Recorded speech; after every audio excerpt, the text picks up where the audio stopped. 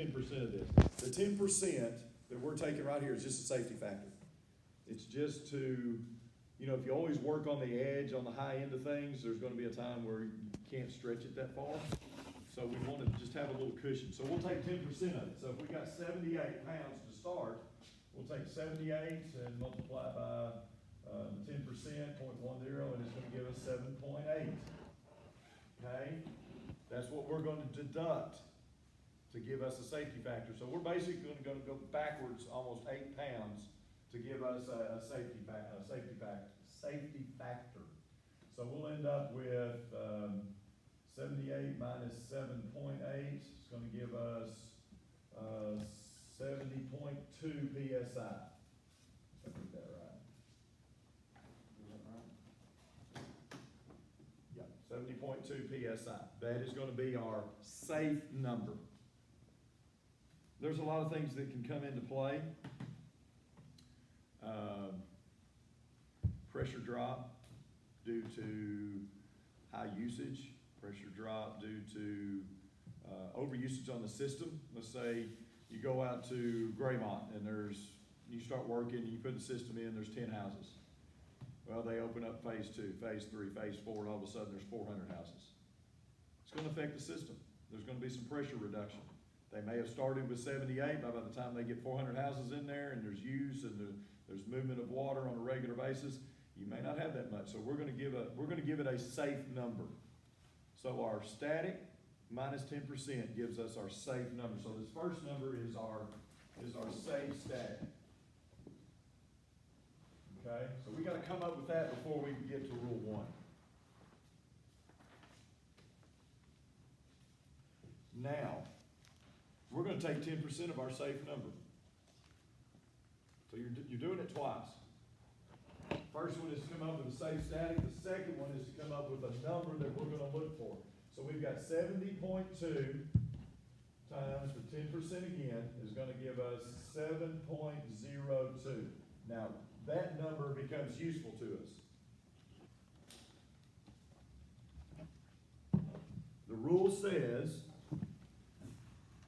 pressure loss through the water meter should not exceed 10% of the minimum static water pressure available. 10% of the safe or the minimum. So 10% of the 70.2. So 7.02 is what we're looking for, and the pressure should not exceed 7.2 in the size water meter that we have. If you look at that, he says we've got a 5/8 inch water meter. Okay, go to your chart,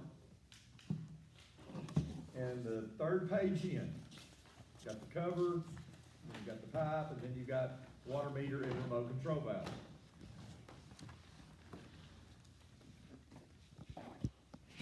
Go to the water meter chart, is the one on the top.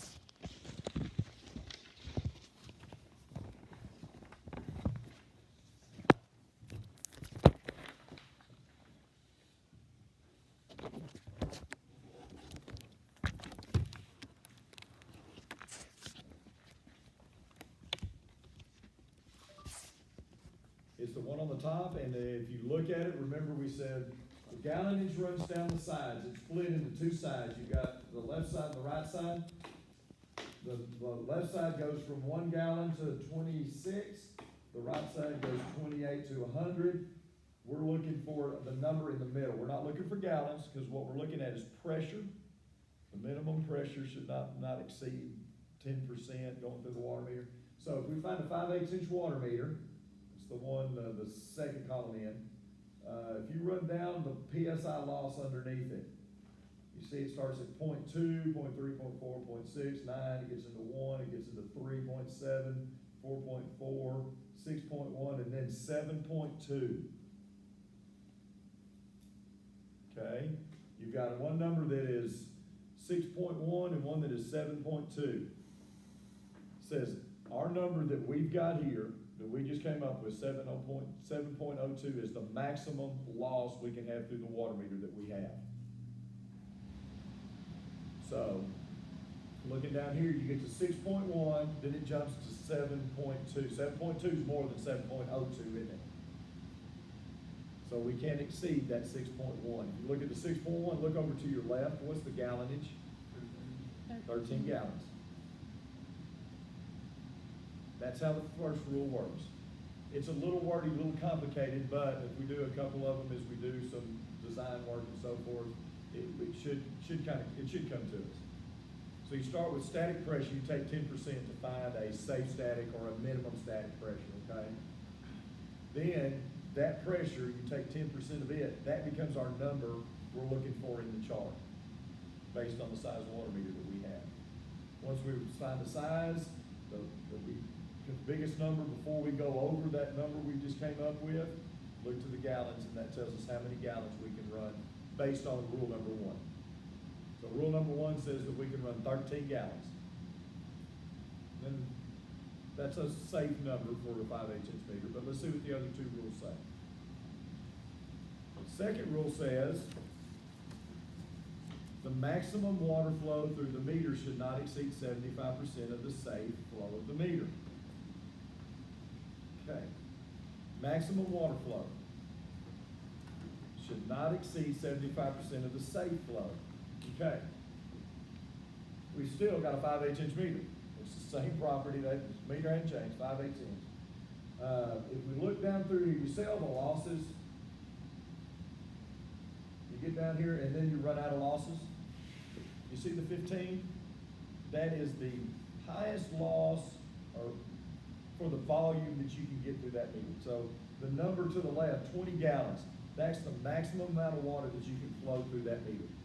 Because there's no numbers below it, it's outside its performance range. Remember, state says do not exceed the manufacturer's recommendation. Well, if you try and run gallonage below the 20 on a 5/8 inch meter, you're outside its range. You've exceeded what the manufacturer says.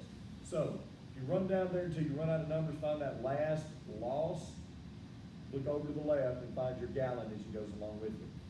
In this case, it's 20, right? The rule says that maximum gallonage, we cannot exceed 75% of what will go through that meter. So if we've got 20 gallons, we take 75% of that 20 to find our maximum safe flow. So if you take 20 and multiply it by the 0.75, it should give you 15 gallons. Does that make sense? Rule number 2 is a little easier. There's only one step to it, other than finding the maximum gallons and multiplying by 0.75. So first rule said 13, second rule says 15. Not a whole lot of difference, but it could make it could matter how the system works. So let's look at rule 3 and come up with a consensus between all of them. Now rule 3 deals with our service line. Now for the test and until you actually get in the real world, we're going to be basing everything on copper. And that's pretty much the old standby was copper. They're using other stuff now. They're using packs and stuff like that. But we're going to go with copper, and that's the only chart we have in the charts is a copper chart. So guess what we're going to use? All right, rule number 3 says, and you might highlight it, it's in bold, right under rule 3. It says the velocity of the water flow should not exceed 9 feet per second. Now remember when we talked about some of the rules, PVC pipe, we can go 5 feet per second. Copper pipe, because it's more it's more durable. It's got a better strength. We can go up to 9 feet per second velocity. Velocity is the speed that water moves through something. PVC is not as strong. It cannot handle the shock of running a whole lot of water real fast through it and it slowing down or stopping. So copper can handle a little bit more. So you can do 9 feet per second through copper. But we can't exceed it for this rule. So if you look at your 1 inch copper, okay, the copper chart's got the sizes across the top. It's got the gallonage down the side.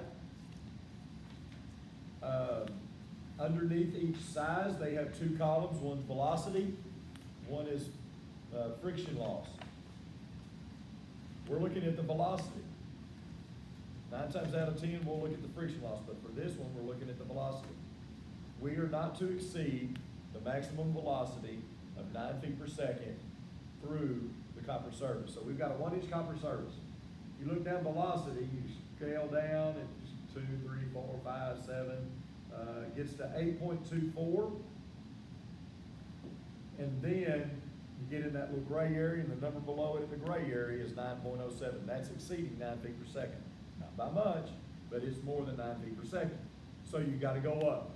The number that's not in gray, the 8.24, that's the most we can run through there without exceeding, because that's 8.24 feet per second. So if you look to the left, the gallonage that corresponds with it is what? 20. So we got 13 gallons for rule number 1, 15 for rule number 2, and 20 for rule number 3. Okay, which one do we use? We'd all like to use 20 because the more means if we use more, we have less sections. But we want to be careful. He does it, there's a couple different ways you can look at it, but it's always better to be more conservative, because as things change, as systems, the water supply around it, the demand grows, you've got it working a little bit longer, maybe performing a little bit better if you tend to be conservative. In this instance, he suggests being somewhere between 11 to 12 gallons per minute. So a safe flow would be 11 to 12 gallons per minute. You can get by with 13 without a problem, I think.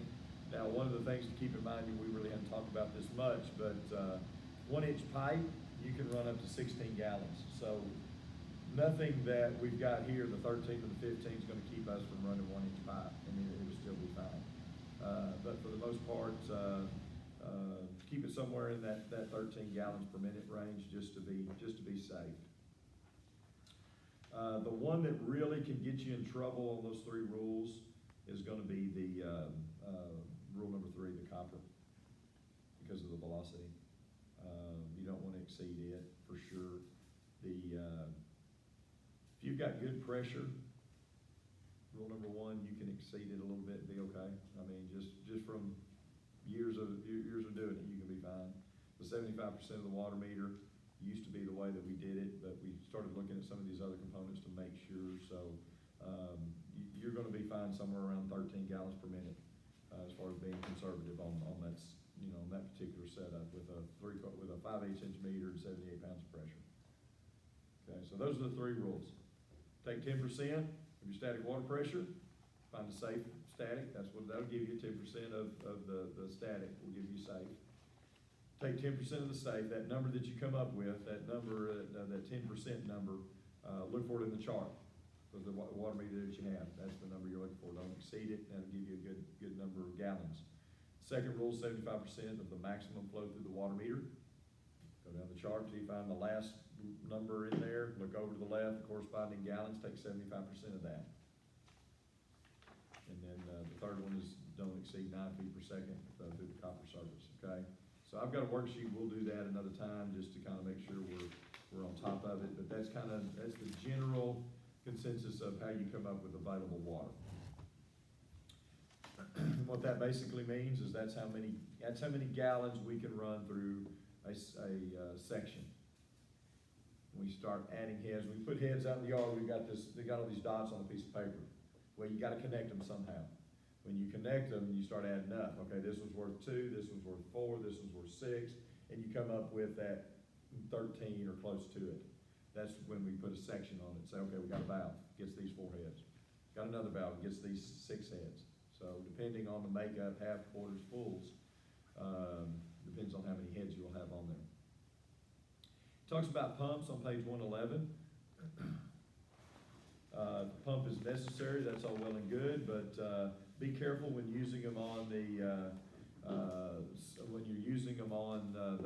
city. A lot of cities don't want you tying a pump onto their system because you can create a back pressure situation. So be aware that if you've got a low pressure situation, it's probably best to get with the city and find out if there's not something we can do to increase that. Maybe that there's nothing, but anyway, it gives you some legwork to be able to talk about putting a booster pump on it. Not going to talk a whole lot about it because it can be a little confusing, so just be aware that pumps is an option for, sprinkler systems, especially pulling out of a lake. They can also be used as a booster pump situation. Design step 3. Determining the landscape needs. The irrigation system should conform to the landscape, not vice versa. Okay? The major classifications of plants, for the most part, be turf grass. You've got shrubs, which ground cover, flowers, and then trees. So those are the 3 classifications: turf grass, shrubs, and then trees. And they all water a little differently. Trees especially. I mean, putting a tree in and get it rooted in and all that, it takes a lot of water up front. Once they get established, then it tends to be a little less thirsty, but still needs to be watered. The bottom paragraph of 113, he says, all plants use water to control leaf temperature through transpiration, carry chemicals and minerals from the root hairs to other plant locations for photosynthesis, and provide structure for the size and shape of the plant. The terms evaporation and transpiration are on 114. It explains them a little bit. Good to know, because I think they're in that general industry knowledge question part of the test. Evaporation is the natural process of changing water into vapor. The temperature and wind have a drastic effect on the evaporation of water. This situation usually becomes more intensified as the distance of water throw from a sprinkler head increases. So that's why they say do not exceed manufacturer's recommendation in the head spacing. You start stretching it, it makes it harder for the sprinkler head to do the job that it needs to do because of evaporation. Transpiration is the process of the plant material giving off water vapor from the leaves. That's in its just natural process of converting. This is water that has been used by the plant, and it gives it off back to the atmosphere. And the combination of the two, evaporation and transpiration, evapotranspiration basically is kind of the telltale sign as to how much water we need to be able to put out.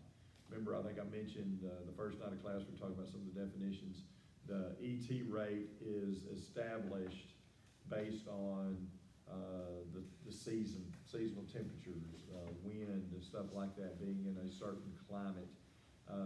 They took the state and they divided up into 4 geographical regions a few years back and said, if you're in Central Texas, you need X amount of water per day to replenish the ET rate. If you're in East Texas, you need so much. West Texas needs so much.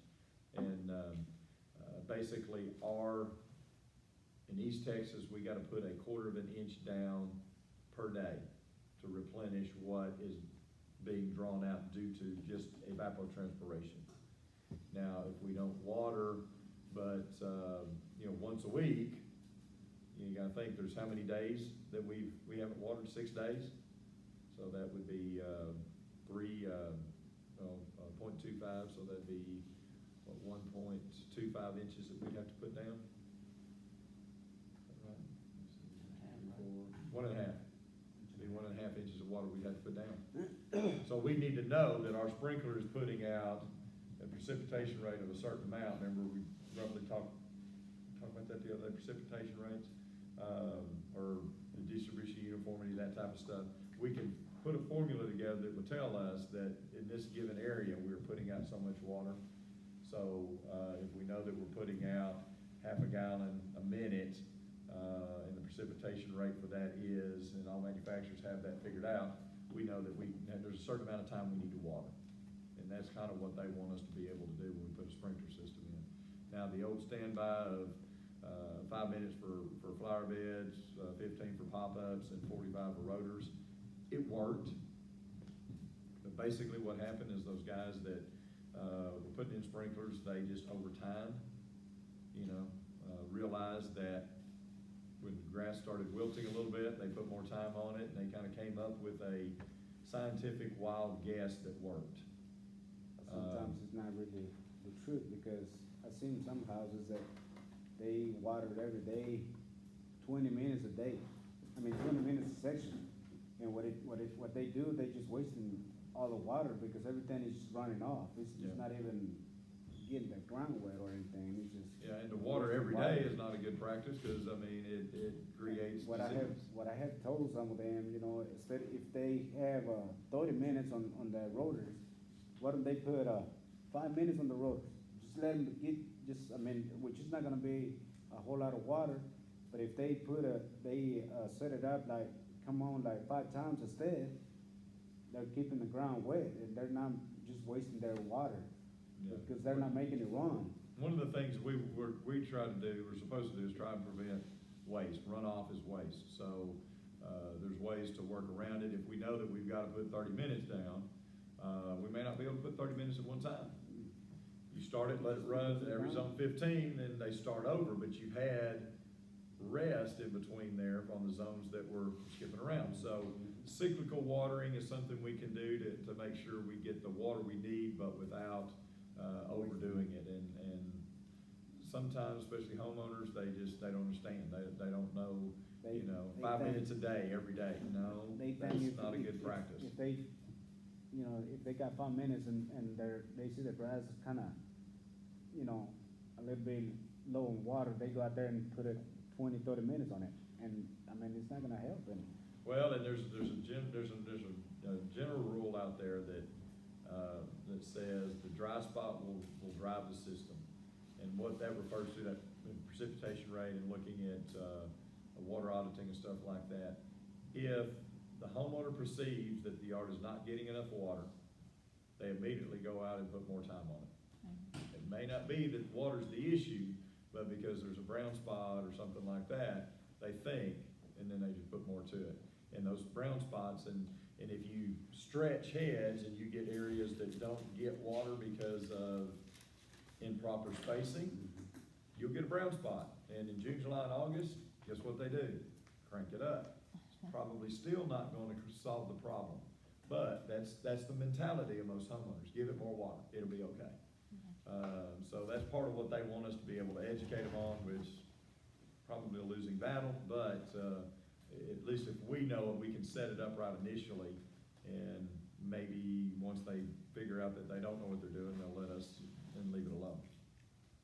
So just keep in mind, ET rate is something that, we need to know a little bit about. And it shows a chart on, 115 at the top. A lot of evapotranspiration has to do with the humidity and stuff like that. We are typically what's called a hot, humid climate, because we have average summer temperatures of greater than 90 degrees, and our humidity is greater than 50%. Would you say that's pretty true about East Texas? Yeah. And you see there, the daily water is 0.2 to 0.3, so about 0.25 inches per day we need to put down.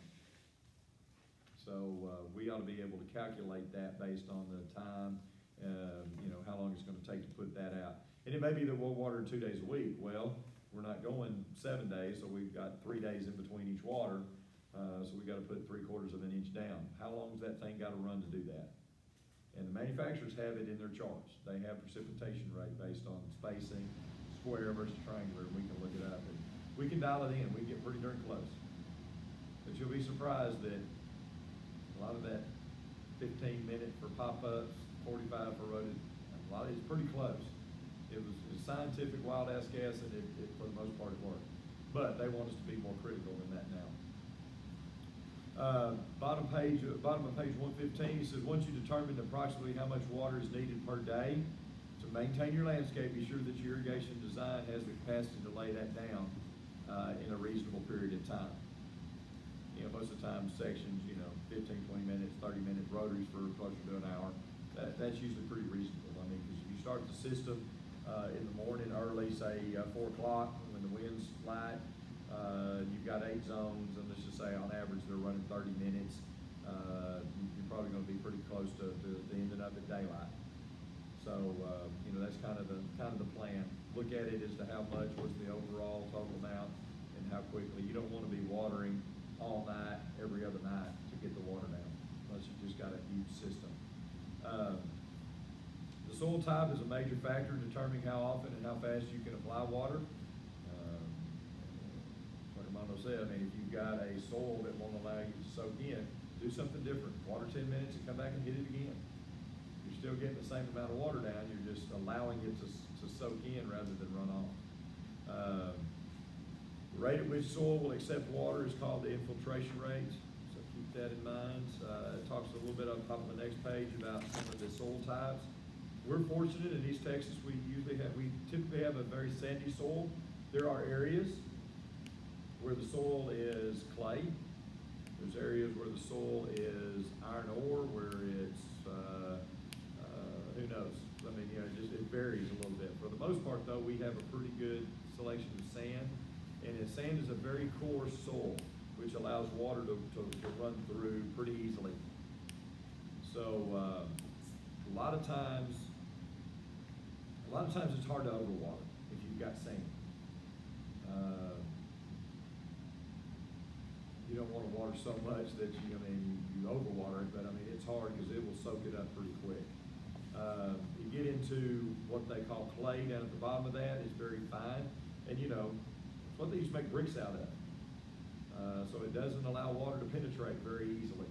It's real tight, small particles, and they group real closely together. So a lot of times with the clay, you get a lot of runoff, and that usually causes a problem. He says capillary action is the main effect distributing water horizontally through the soil. Gravity, along with capillary action, promotes the downward movement of water. Okay. So if you look at sand being a very loose, coarse soil, it says the horizontal movement of water is 1 to 3 feet.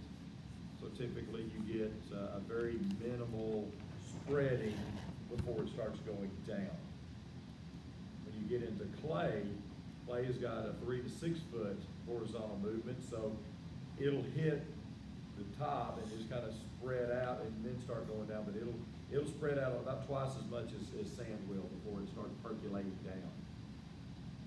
So that's why with sand, because it goes down quicker, faster, the water does, that you're gonna have to probably apply more water to it, or it will accept it a lot quicker. Don't forget to take into consideration slopes that will accelerate the gravitational movement of water. Anytime you have slopes, you want a head that will put down has a very slow precipitation rate. Because if you have a head that's putting a high precipitation rate, pop-ups. When it pops up, it sprays a fine mist in a fixed pattern. It's not moving, it's not rotating, it's there. It's just steady state spray. If you put one of those on the slope, in a few minutes, you're gonna have water running down that hill. With a rotary or a multiple stream rotor, as it passes by, it's putting water down. It's probably putting it down maybe a little bit more volume, but it's doing it in such a way as it's allowing it to absorb as it comes back. So it's not running off as quick. They are a slow precipitation rate. We'll see that when we talk about precipitation rates of rotaries versus pop-ups. You want, on a slope, you want a head that puts it down real slow, so you don't get runoff. Some people think, well, that stream of water coming out of that rotary head, doesn't matter. You got your soil compacted fairly well. A rotary's not gonna cause it, it's gonna put water down, but it's not gonna cause it to erode just because it's a single stream. The spray head will end up causing more harm because it's a focused amount of water on one spot. So keep in mind that you wanna use rotaries on slopes if at all possible. Design step 4, selecting equipment. Only after you've collected site information, calculated available water, assessed the specific landscape needs, you will now be able to intelligently select and lay out the proper equipment. And when we do a design, when we do a head layout, when we put dots on a piece of paper, all that is representing where the head's gonna go.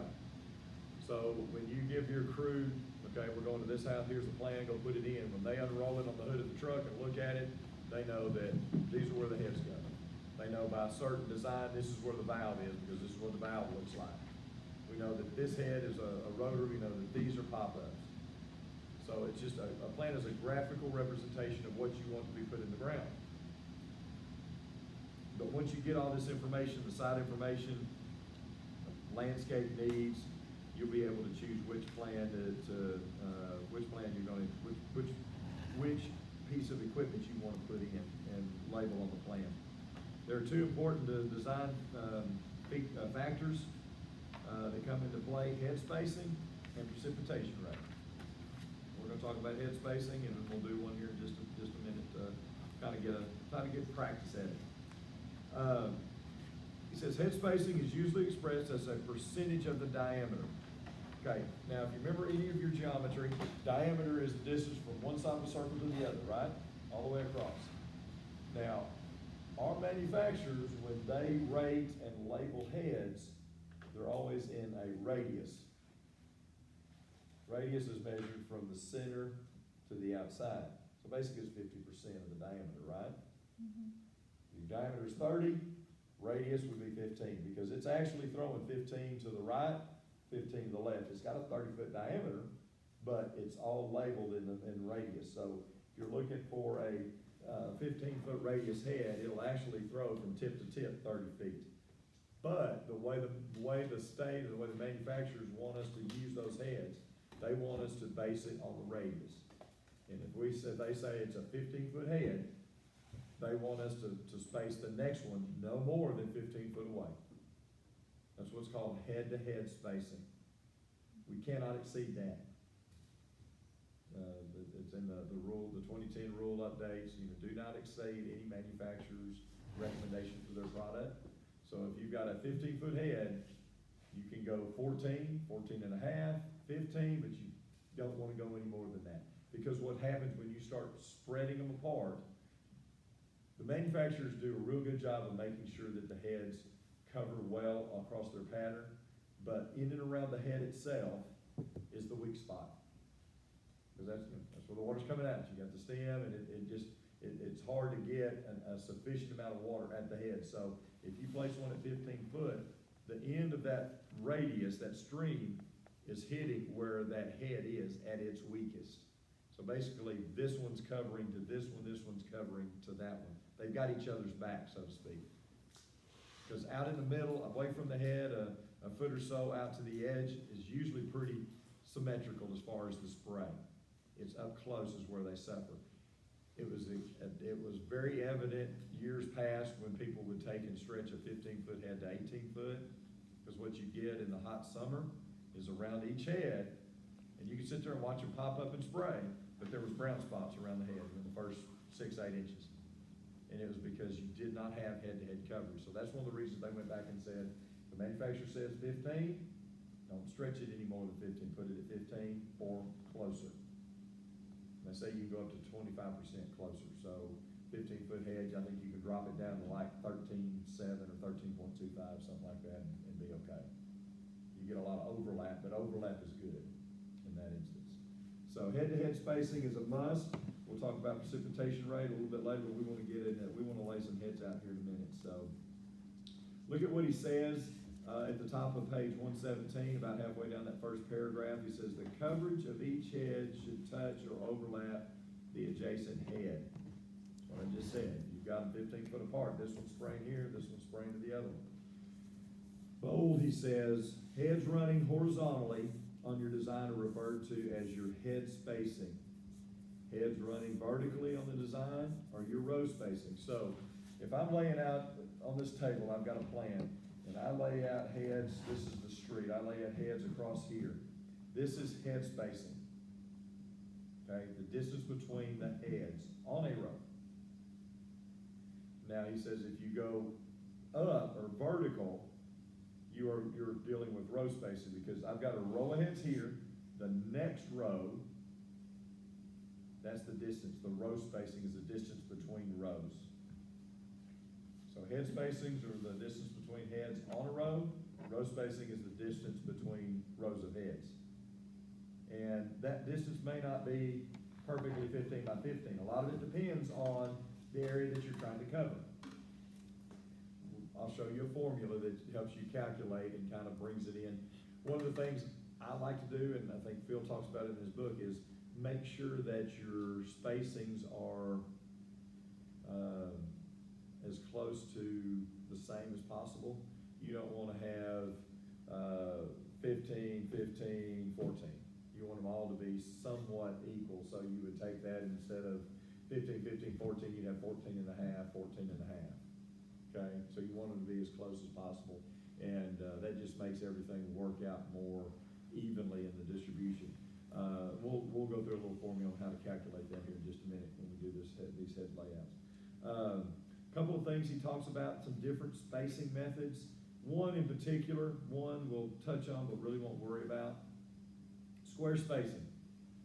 Now, not every piece of property is gonna be square, there's gonna be some movement to it, and that's where some of the adjustments can come into play with the sprinkler heads. But when we talk about square spacing, we're talking about the distance between heads on that row, and then the distance between the rows. We wanna try and create a square where we've got head, head, head, head, 4 heads making a square. It's not always gonna work out, because not every piece of property is 15 by 15, or 45 by 45. They're not all gonna be divisible by 15 or 12 or 10. So it may be that we're, on the head spacing, we're 15, we're 14 this way. That's okay. We haven't exceeded what that manufacturer says we can space them at, and that's 15 foot.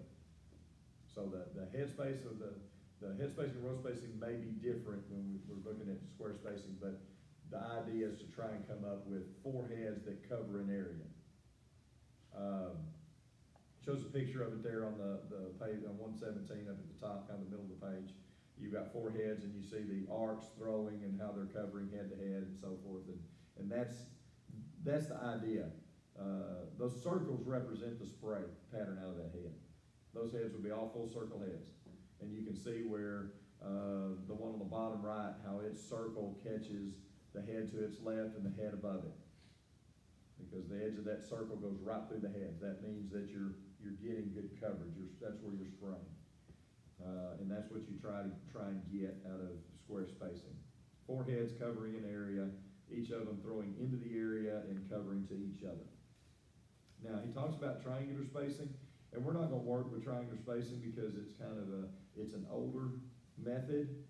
There are some flaws to it. There's some places where it works good, but 99% of your contractors don't design with triangular spacing because it's wasteful, and the state wants us to get away from wasteful. The way it works is, instead of trying to have 4 heads cover an area, basically you've got 3 covering an area. Now, in order to do that, you've got to create equal spacing between the heads. Equal spacing on the row and equal spacing on between the rows. Now, in order to do that, you gotta create an equilateral triangle.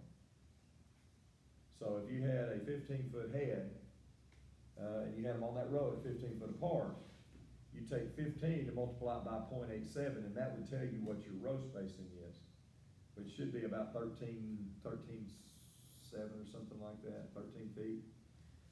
So if you did that, what you would end up doing is bringing your row in to 13 feet. But what it does is it makes 15 foot between these 2 heads, because you space them at 15. And when you bring the row into 13, you brought the edge in to where your distance between this head and the one at the top of the pyramid, or top of the triangle, is the distance on that is 15 as well. So it creates all sides of the same length. But if you've got a 15-foot head and you bring it into 13 feet, you've got some overage. So that's why it's kind of gone by the wayside. Be aware that it's available, that it's out there, and that if you have a head spacing, you have to multiply it by 0.866 or by 0.87 to get equal spacing. And that's really about the length of what I think they'll go with on the triangular spacing, is just how the formula works. Head spacing times 0.87 gives you row spacing.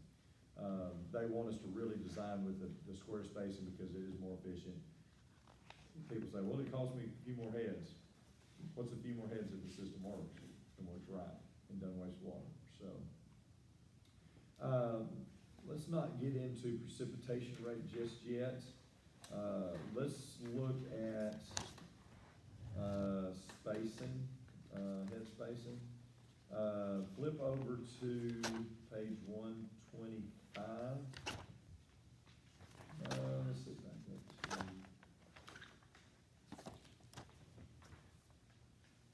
122. Let's look at 122. He gives us some rules there to go by. Okay, when we get ready to space heads, some things to consider.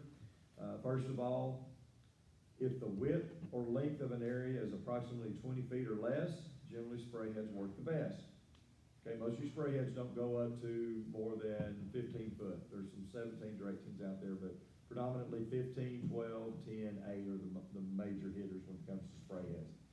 Now, there are some multi-stream rotors that can come into play. They get in that 20-foot range, that 24, 30-foot range, and they can work there, but just keep in mind that for the most part, 20 foot and less pop-up, the spray heads work well.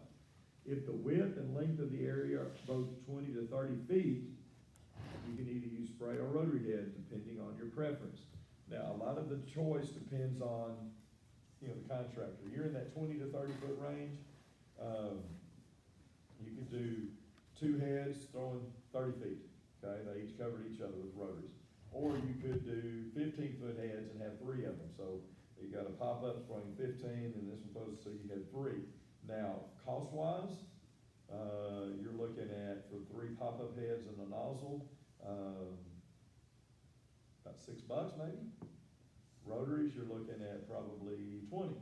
So there's a, material-wise, there's a big difference. Now, over the whole project, it may be less because of your labor. You've got 3 holes to dig versus 2. A lot of it just depends on personal preference. I've got some guys that all they want to do is put in rotors. Okay, in East Texas, we've got a pretty good shot at that because everything's wide open. But there may be some areas where you've got to cut in small head because that's all that will fit. A rotary won't work. So you've got your choice there between the 20 to 30 feet. If the width and length of both 30 foot or greater, with very few plants that may obstruct the water throw, the rotary heads will most likely be your best choice. So keep that in mind. We have large open areas here. It may be easy to put in rotary heads, but if you've got a lot of plant material, you've got a lot of trees that could inhibit the spray, you may want to think about using something else. He goes on to say if your area varies from 8 to 30 foot and you have a clay soil and or a slope, a multi-stream special application rotor head may work better. Narrow turf areas such as parkways can handle with smaller spray heads or strip heads, as in the diagram at the top of the next page. 5-foot spray heads, you can tell by looking at that little pattern. If you got a 5 foot wide by 30 foot long, you've got a lot of heads in that area if you use a 5 foot head. But because it's a 5 foot wide area, you're going to have a hard time putting anything else in there without wasting water by throwing it over. Now, some people say, well, why can't I just put one head up along the house and just throw out? Well, in order to get head-to-head coverage, you need to have 2 rows. 5 foot thrown to the house, 5 foot thrown from the house to the fence. They need a lot of heads. You could use a strip head, like at the bottom of that picture, and cuts the number of heads to 1/4. Now, the only head that you can use and not have 2 rows like that, where you just use one single row, would be a strip head. Because of the way they're designed, because of the way they present water, you can actually do a single row of heads with strip heads like that. Side strips, end strips, center strips. And basically what you get out of the pattern of those heads, you've got a long strip. Let's say it's 4 foot wide, and let's say it's 45 foot long. Okay, the heads are basically 4 by 30. Now, that's confusing because most other manufacturers, when they label heads, they label them 15 foot, 12 foot, 10 foot. So you would assume that it throws 30 foot. It does, but that's the diameter. So when they label it, they really kind of mess with our minds a little bit. You still want to space them at 15 foot because it's going 15 this way, 15 this way. So if we have a 45 foot area, we have what we call end strips ES, an end strip, you see the nozzle, and the spray that comes out of it kind of comes out at a wedge. Okay, it starts narrow here, it goes to 4 foot wide, and it sprays 15 foot long. Okay, it's kind of a wedge, a cone. Then you got what's either called a center strip or a side strip. They throw a different pattern, but they throw the same difference. The center strip would be in the middle, and what it does is it throws 4 foot, kind of a long, slender pattern. It's in the middle, and it starts kind of narrowing. It does kind of the same thing. It throws just like that, and it throws just like that. So it's kind of got a small area right there, but it throws a narrow strip. 4 foot wide at the ends, 15 foot from the center to each side, so a total of 30 feet. So when you're spacing these things, if you came in here and said, okay, I'll put an end strip right here, I'm gonna come over 15 foot, I'm gonna put a center strip because it's in the middle, come over another 15 foot for the center strip, and then have another end strip.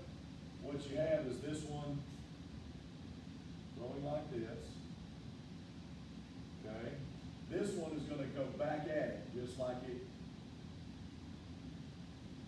So you got head-to-head coverage, it's covering the edges where it kind of lacks, comes back the other way. This one does the same thing, comes out here. So you get the coverage you need, but it does it in just a really weird pattern. Okay? Then they have, that would be a center where it's in the center of the strip. And most of these are designed for parkways. Where the builder's gone in, built a subdivision, and they got sidewalks for the pedestrian traffic, and then they've got a strip of grass between the sidewalk and the street. That's where most of these, you sometimes use them in flower beds too.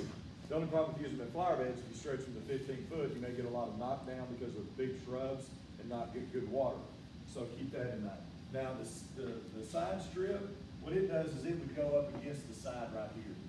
And it would throw basically come out 15 foot, make a kind of a square, the rectangle, but it would throw just something like that. But it would be up against the side, be up against the house, it'd be up against the sidewalk, throwing the other direction. Those are the only special heads that you can only use one row when you lay them out. Every other head you need to do a double row where it's throwing to it, the other one's throwing back in that head-to-head spacing. Goes on to say, page 123, small to medium-sized shrub beds are best watered with shrub spray heads. Remember, a shrub nozzle is nothing more than a nozzle that you would use in turf. They're usually smaller, and they're put on risers, or they're put on pop-ups that are, down in the mulch bed a little bit, maybe a 12-inch pop-up. So keep in mind that that's the same nozzle. You just label it differently, so that when you're looking at the plan, or whoever's looking at the plan knows that this was going in grass, this was going in flower beds. Maybe an open circle versus a colored in circle. The next one says, always select your heads based on the shortest dimension of your area. You can usually make it work for the larger areas.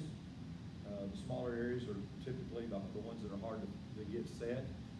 Use the largest head that is feasible for a given area.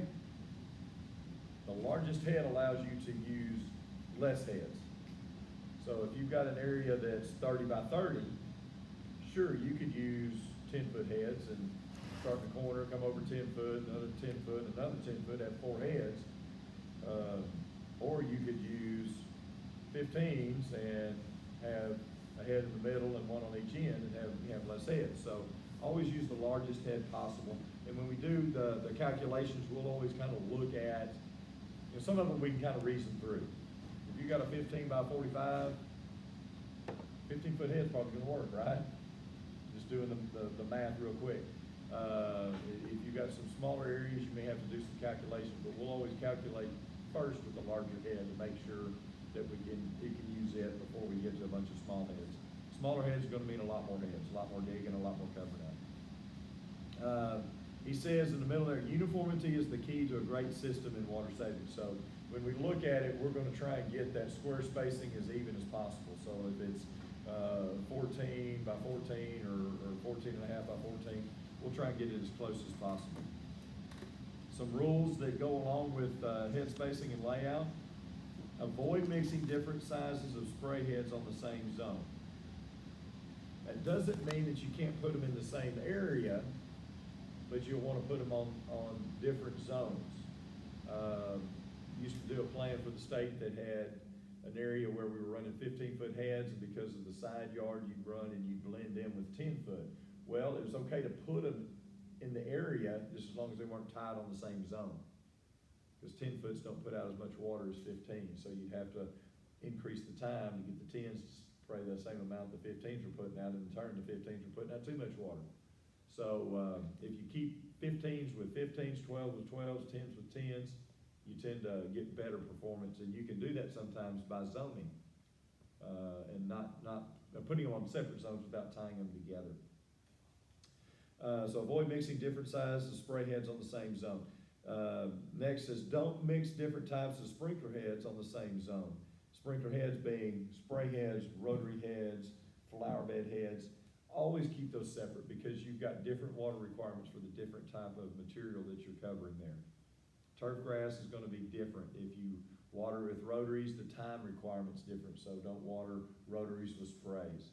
Flower beds, don't put spray heads and spray nozzles in flower beds and tie it on with grass, because grass is going to need different water than with the flower beds. Because what you're going to end up doing is you're going to drown the flower beds to keep the grass alive. And I've seen it done, and it's not a good mix. And the last thing you really want to do is have sprinklers get turned up enough to keep the grass alive, and then flood the flower bed and have water inside the house. And the way some builders build, I mean, that's a big possibility. So just make sure that you keep separate, different style heads on different zones. Rotaries with rotaries, pop-ups with pop-ups, or turf grass with turf grass, and shrubs with shrubs. So don't ever mix them, it's a no-no. Next page, it says, always base your rotary head spacing on the nozzle with the shortest throw. We'll talk about it when we do rotaries, but on rotary heads, remember, they give you a group of nozzles. 12, 15 nozzles, they give you a rack of them. And what typically happens is guys go through there, and we see them all the time on their trucks where they've just gone up and taken the number 8s, and that's all they put in there is 8s. Well, remember match precipitation rate? We mentioned it, where all the heads put out equal amount of water. Halves put out 2 gallons, fulls put out 4 because they need more water in that time frame that they're rotating. Well, if you put the same nozzle in a rotary head, you're not getting the same amount of water out. Because a half head is making that pass twice, whereas the rotary, the full circle is making it once, is putting out less water because it doesn't get the same amount of attention as the half does. So you want to pick nozzles for rotary heads that are staggered to that full circle, and then half, it gets half of the water, the quarter gets a quarter of the water. And make sure that you get it matched. Now, when you do that, say you're going to put a 1.5 gallon nozzle in a rotary head. You come up with a number 5 nozzle, you put it in there. Look at the chart. A number 5 nozzle says that rotary head will throw 36 feet with 40 pounds of pressure. That's what you base the spacing on. The number 8, which you may use for the fulls, says that it'll throw 40 feet. Don't base the spacing on the big one. Always base it on the small one, because you base it on the big one, your small nozzle's never going to get there, and you're going to have dry spots. You don't get head to head. So take your big ones, and then you can crank them down with the adjustment screw, and as they're closer together, it'll fan the spray out, but it won't be overthrowing, and it'll cover, whereas your smaller heads won't cover because they'll never reach that far. So always base it, rotary spacing, on the smallest nozzle and put in the head. Goes on to say, use a pressure compensating heads will greatly improve the uniformity of the system. That's true. Pressure compensating heads make sure that all the heads on a row are putting out the exact same amount of pressure. Typically what happens if you use regular nozzles, your first couple of heads will get better pressure than your latter ones, because you're losing pressure as you run down the line. If you put pressure compensating devices on them, it's designed to keep them all at a steady pressure, 30 pounds of pressure, and they'll all throw evenly. A lot of times it's hard to distinguish between heads that have pressure compensating and those that don't. But in some instances, it'll service if one of them gets knocked off, broken, nozzle comes off, the head's still gonna maintain 30 pounds and it's not gonna kill the rest of the system. So there's some advantages to pressure compensating nozzles, but what it does is it basically evens the whole row out to throw in the same amount of distance and the same amount of gallons. Next is don't space heads beyond the manufacturer's recommendation. If it says 15, throw it 15, 12, 12. That way you get good uniformity, good coverage. Next one, avoid using single row spacing. The only place I would suggest that you ever can get away with it is on those strip heads. He says on the top of page 125 there at the bottom of that top paragraph, he says, your main goal is to use good common sense and follow the rules of designing an efficient irrigation system that has great uniformity and conserves water. And if you follow the general rules that we go over in class as far as design, layout, stuff like that, your systems will typically work. When you start putting in the fact, okay, you know, I can run so many gallons through this size pipe, get the pipe sizes right, keep the velocities down. If you do the general things, your systems will typically work fine. Follow the available water capacities, not try and run more heads than what you can get by with. Usually they do well. So look at 125, and he talks a little bit about spacing. He says there, number one, he says, assume you have an area that measures 10 foot by 20 foot. So the top picture there on the right side of the page, it has a 10 by 20 foot area. He says, select your head based on the shortest dimension of that area. So the 10 foot would be the one you want to look at. If you can make it fit there, you can add heads or add rows or whatever to get the 20 foot. So if it works out where it fits in there perfect, great. If not, we'll have to do a little calculation. But let's say we got a 10 by 20. We're going to use a 10 foot head. It works out. You got a head in the corner. It's 10 foot over to the other corner, so a 10 foot nozzle throws head to head. It's 20 foot long. So if you come down 10 foot, you'll be in the middle. You come down another 10 foot, you'll be in the corner. So it works out perfectly to use a 10 foot head in that instance. But start with the small side first, and then make the large side fit. However, not all of them are going to be exact like that. He shows an example of the bottom picture there where you've got a 16 by 18 foot area. So if you take the small area, which is 16 foot, which head works best in that? If you use a 10 foot head, you could probably shrink it down and make it work. You could get down to 8 foot. But the process he goes through is, let's just work through it. It's at the bottom of the page, but let's work through it together, because this is the process we'll go through in getting our spacing on the heads. Okay, so he's got 16 by 18. We start with the small number, the 16, so we take 16 and we divide it by the radius of the nozzle we're going to use. So we're going to say 10 foot head is what we're going to use. Okay, so we'll take 16 and divide it by 10. That's going to give us 1.6, right? Okay, what do we do with that? We take that and we round it up. This is telling us the number of spaces we have. So if we've got a 16-foot area and we're going to look at a distance, it's telling us we're going to have 2 spaces in here that we're going to need to cover with heads. So we go to 2. So we take 16 and divide it by the 2 spaces. That's going to give us 8. 8 feet is what those spaces are going to measure. Okay, so if you're 16 foot, you always start in the corner, right? You got to have a head in the corner. If you move over 8 foot, you place a head. That should be right in the middle. And if you move over another 8 foot, you're in the corner. So you should have 8 foot here, 8 foot here. 2 spaces, 8 foot. So that gives us even, you know, one head's not 10 and one of them not 6, they're both 8. Okay, so let's take the 18-foot area. So if we do the same thing, we're still gonna stay with the 10-foot head, because we can't use a 10 on this one and then use a 15 on the other, so we gotta stay with one head. So we'll take the 18, divide by 10, that's gonna give us 1.8. So we had an area here that was 16 by 18, we got the bottom row in here at 8 foot. I think I did it backwards, but. We got 1.8, so we're gonna round that up, because we can't have a partial space. Everything's gotta always round up. And when it comes to when you have to round up, it gives you a safety factor.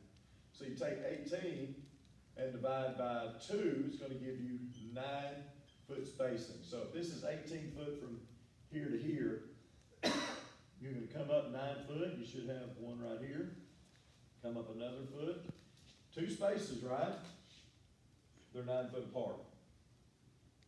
And you do the same thing to get the row across here, you come up the side, 9 foot, 9 foot, and then you go across here. They're gonna be every 8 foot. You go across here, you're gonna be at 8 foot. So that would give you, what, 9 heads in that area? That's kind of the general idea when it comes to spacing heads. That's the process you'll go through. Take the small, take the head that you think will work well, take that number, divide it into the distance. It gives us a number of spaces. It's gonna be probably a decimal, so we're gonna round up.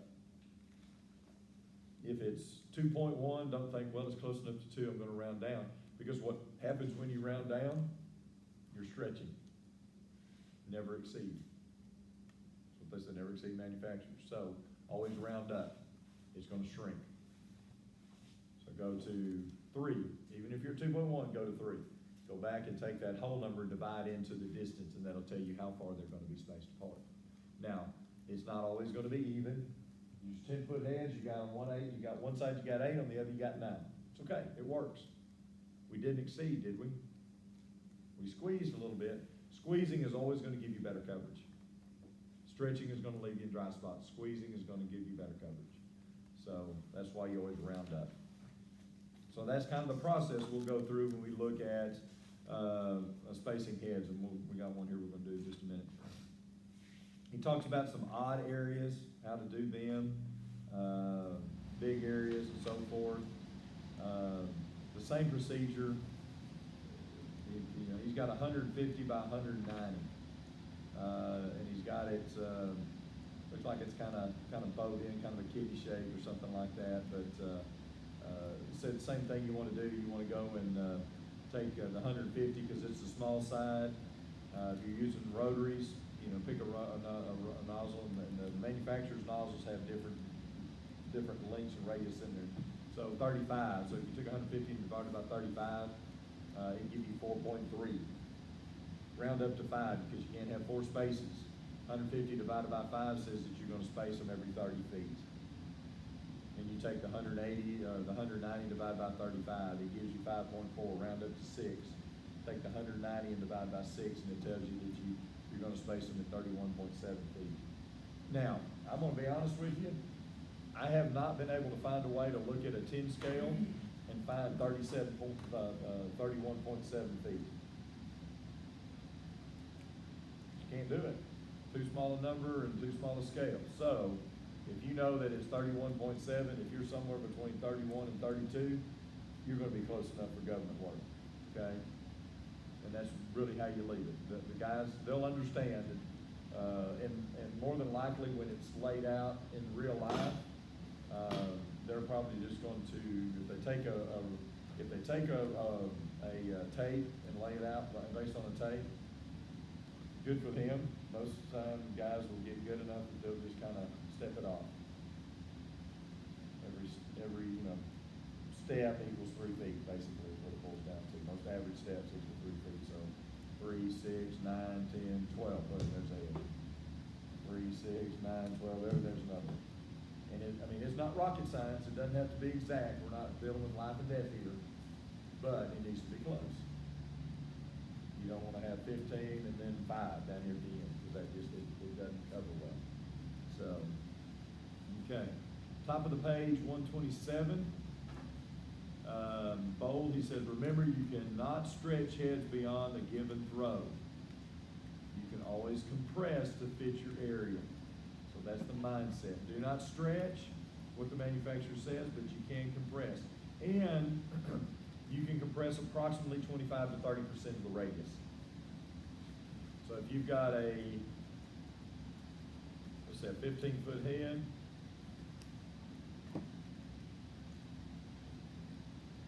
you got a 15-foot head and you take 25%,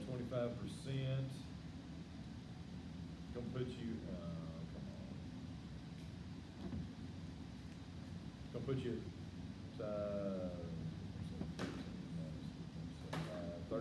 11.25. So you can actually go down lower than what I was saying. Yeah, 11 and a quarter. So you can go down almost 11 feet with a 15 if you had to. If you had to squeeze that far. Seems kind of useless, but you could do it.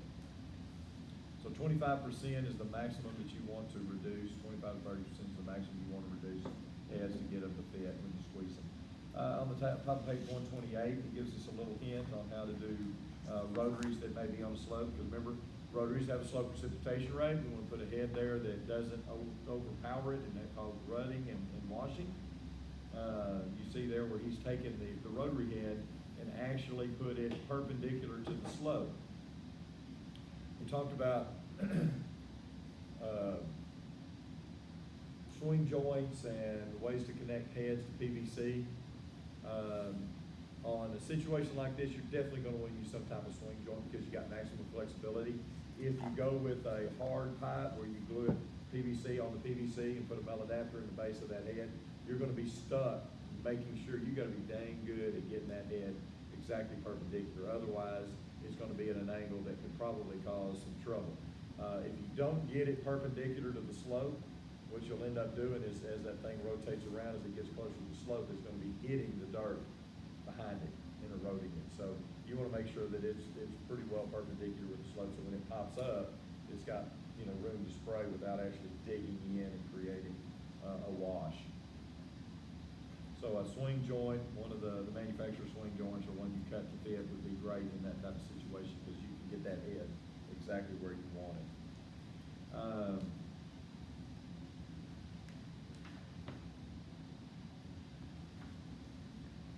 We talked a little bit about drip irrigation and how to lay it out. You see a picture of a drip irrigation there on page 129. That's the integral emitters. That's the tubing I showed you that had the emitter built into the inside. Water flows through the main tubing. It's got a hole that it works through to get to the outside through that emitter that restricts the amount of water that goes out. That's integral emitters in there. And basically what they do is that, that was at the Arboretum or the Botanical Garden in Amarillo. And what they did is cleaned up an area, got it ready, bed prep, all that, and then they laid their drip irrigation tubing, their integral emitters down and made their little grid work, and then they'll come back, plant their plants, and cover it up with mulch. You notice that on the left side there, the kind of the middle of the left side, you see they kind of created a header where they tie it all together.